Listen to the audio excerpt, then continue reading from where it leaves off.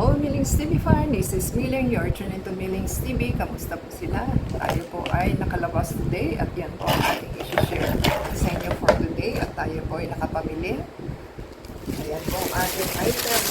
Ayan po yung pumunta po tayo sa Mr. DIY sa Centro Mall. Malapit lang po ito sa bahay namin. Kaya nakapag-walking exercise po kami.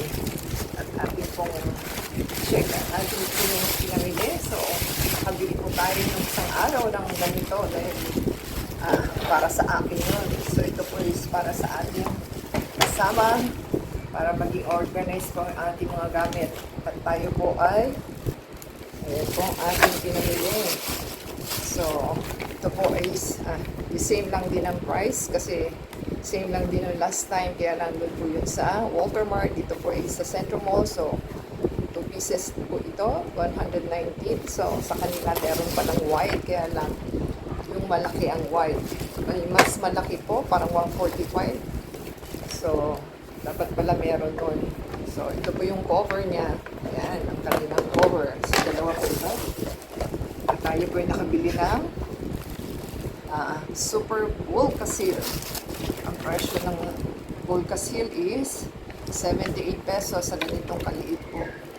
So, lalagyan po natin ng palitan na ating sink para po hindi tumulo. So, naka-purchase tayo ng 360. So, yan po ang ating items today. Ganyan po siya, may design. Butas-butas. So, para hindi po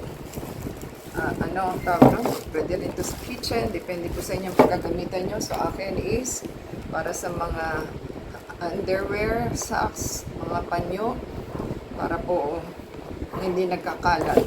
So, wala tayong drawer. So, yan na po ating kailangan.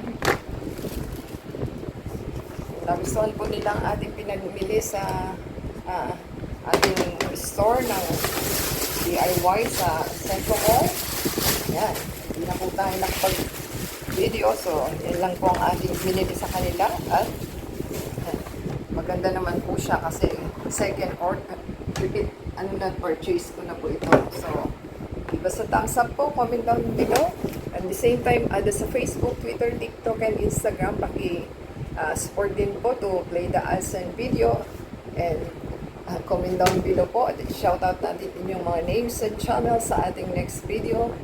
So, until next time po, sana po nagustuhan nyo na ating item dahil ako nagustuhan ko to kaya umorder po tayo ulit. So, 190 na isa. So, until next time, God bless everyone.